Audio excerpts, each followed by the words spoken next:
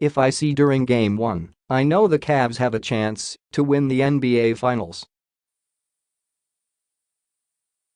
Steve Aschburner, Steph Curry or Kevin Durant rolled off on a gurney. Too harsh?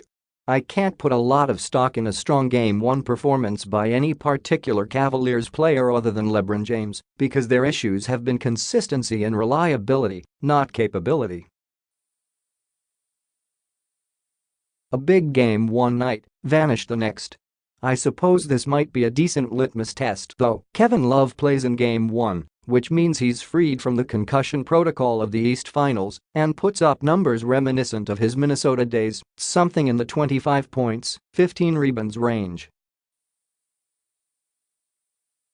Remember, Kyrie Irving in last year's finals averaged 29.4 points and sank nearly 42% of his three-pointers. The role of James' wingman is a void into which none of his teammates has stepped.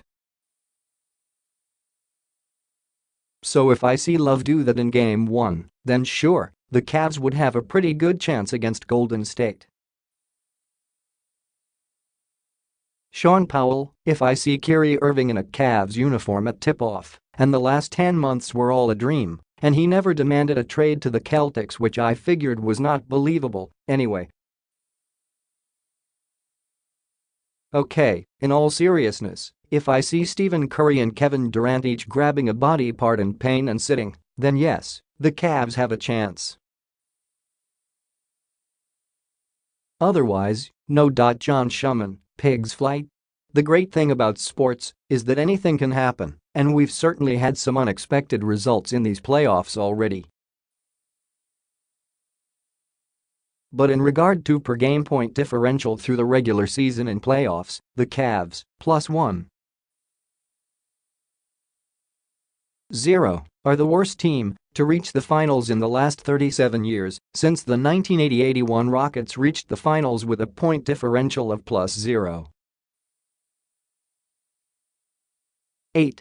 Even if you just consider the playoffs, the Cavs have flipped the switch, right? They have the worst point differential since the 1993-94 Knicks, +1.2.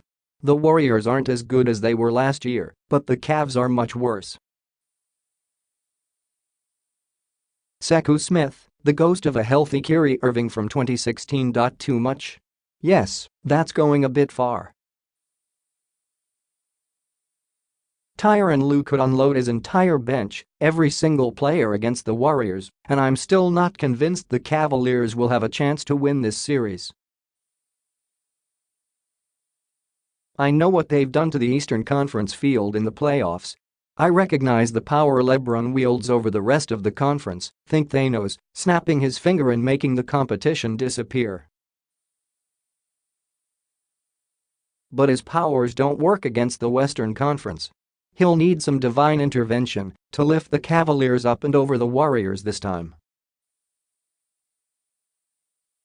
And the bearded, clutch shooting partner in crime that aided him in 2016 no longer works in Cleveland.